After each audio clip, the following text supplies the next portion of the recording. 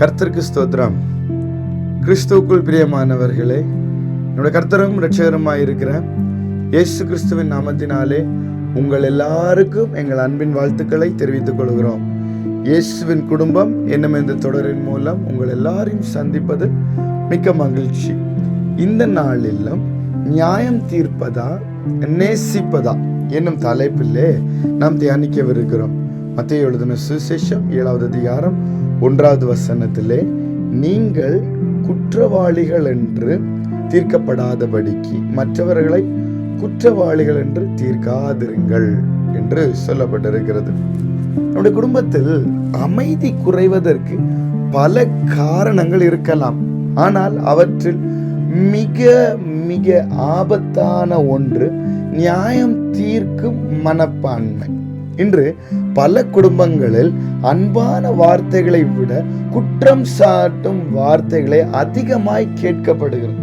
நீ எப்பொழுதும் இப்படித்தான், உன்னால் ஒன்றும் சரியாக செய்ய முடியாது, உன் அண்ணன் மாதிரி ஏன் இருக்க முடியவில்லை, நீ திருந்தவே மாட்ட. இந்த வார்த்தைகள் ஒரு குடும்பத்தை மெதுவாக உடைக்கின்றது. பிரியமானவர்களே, கிறிஸ்துவின் குடும்பம் என்பது ஒருவரை ஒருவர் குற்றவாளிகளாக்கும் குடும்பம் அல்ல, ஒருவரை ஒருவர் கிறிஸ்துவின் அன்பில் உயர்த்தும் குடும்பம். இந்த நியாயம் தீர்ப்பது என்றால் என்ன? வேதாகமத்தில் இயேசு கூறும் நியாயம் தீர்க்காதிருங்கள் என்பதன் பொருள் பாவத்தை பாவம் என்று சொல்லக்கூடாது என்பது அல்ல. நியாயம் தீர்ப்பது என்பது ஒருவரின் முழு வாழ்க்கையையும் ஒரு தவறின் அடிப்படையில் முடிவு செய்து விடுவது. அதாவது அவருடைய உள்ளத்தில் அறியாமல் தீர்ப்பு வழங்குவது, அதாவது மன்னிக்கும் மனப்பான்மை இல்லாமல் குற்றம் சாட்டுவது, தன்னுடைய பாவங்களை மறைத்து பிறருடைய குற்றங்களை மட்டும் பெரிதுபடுத்துவது, அதாவது திருத்துவதற்கு பதில் தாழ்த்துவது. இப்படிப்பட்ட தீர்ப்பு தேவனுடைய இடத்தில் மனிதன் அமர முயற்சிப்பதாகும். நேசிப்பதென்றால் என்ன? அன்பு என்பது தவறை ஆதரிப்பதல்ல. அன்பு என்பது தவறை உணர்த்துவது, மனம் திரும்ப வழி நடத்துவது, மன்னிக்கிறது, மீண்டும் எழும்பச் செய்கிறது, மாற்றத்திற்காக ஜெபிக்கிறது. அன்பு குற்றத்தை மறைப்பதில்லை, குற்றவாளியை மாறாக மீட்டெடுக்க முயற்சிக்கிறது. இயேசு பாவத்தை வெறுத்தார், ஆனால் பாவியை நேசித்தார். பிரியமானவர்களே, இன்றைய குடும்பங்களின் நிலையை நாம் பார்த்தால் பல வீடுகள் இன்று நீதிமன்றம் போன்ற வாழ்க்கை. புருஷன் நீதிபதி, மனைவி வழக்கறிஞர், பிள்ளைகள் குற்றவாளிகள். அதாவது ஒவ்வொருவரும் மற்றவர்களின் தவறுகளை சேகரித்து வைத்திருக்கிறார்கள். ஒரு சிறிய தவறு நடந்தால் 5 வருடத்திற்கு முன்பும் இப்படித்தான் செய்தாய், அல்லது உன் அம்மா வீட்டிலேயே இப்படித்தான் உனக்கு கற்றுக் கொடுத்தார்களா, உன்னை நம்பவே முடியாது என்று பழைய காயங்களை எல்லாம் மீண்டும் மீண்டும் திறந்து பேசுகிறார்கள். இப்படிப்பட்ட குடும்பங்களில் அன்பு மெதுவாக இறந்து போகிறது. அதாவது பரிசேயரின் மனப்பான்மையை போன்று. யோவான் 8வது அதிகாரம் 1 முதல் 11 வசனங்களை நாம் வாசிக்கிற பொழுது, விபச்சாரத்தில் பிடிக்கப்பட்ட பெண்ணை பரிசேயர்கள் இயேசுவிடம் கொண்டு வந்தார்கள். அவளை காப்பாற்றுகிறதற்கு அல்ல, அவளை கல்லெறிந்து கொல்ல. ஆனால் ஒரு விஷயத்தை கவனிங்கள், அந்த பெண்ணுடன் பாவம் செய்த ஆண் எங்கே? அவனை அவர்கள் கொண்டு வரவில்லை. ஏனென்றால் நியாயம் தீர்க்கும் மனப்பான்மை எப்பொழுதும் முழு உண்மையை பார்க்காது. தனக்கு பிடித்தவர்களை மறைத்து பிடிக்காதவர்களை மட்டும் குற்றவாளியாக்கும். இதுவே இன்று பல குடும்பங்களிலும் நடக்கிறது. அங்கே கிறிஸ்துவின் பதிலை பாருங்கள். இயேசு அமைதியாக தரையில் எழுதினார்.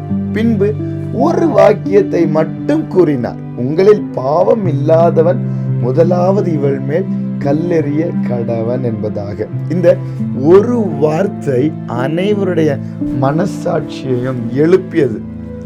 ஒவ்வொருவரும் தங்கள் கற்களை கீழே போட்டார்கள்.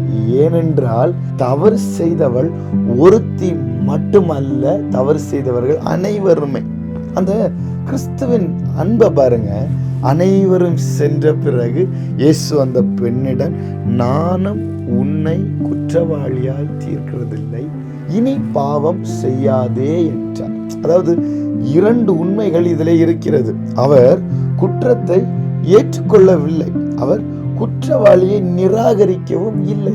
இதுவே கிறிஸ்துவின் அன்பு. அதாவது குடும்பத்தில் இதை நம்ம எப்படி நடைமுறைப்படுத்தலாம்? புருஷன் மனைவியின் ஒவ்வொரு தவறையும் எண்ணிக்கொண்டிருக்க வேண்டாம். பிரியமானவர்களே, அவளை குற்றவாளியாக அல்ல, தேவன் ஒப்படைத்த ஒரு துணையாக நீங்கள் பாருங்கள். மனைவியானவள் புருஷனின் பலவீனங்களை எல்லாரிடம் சொல்லாமல் அவருக்காக ஜெபிக்க வேண்டும். திருத்த வேண்டுமானால் அன்போடு நீங்கள் பேசுங்கள்.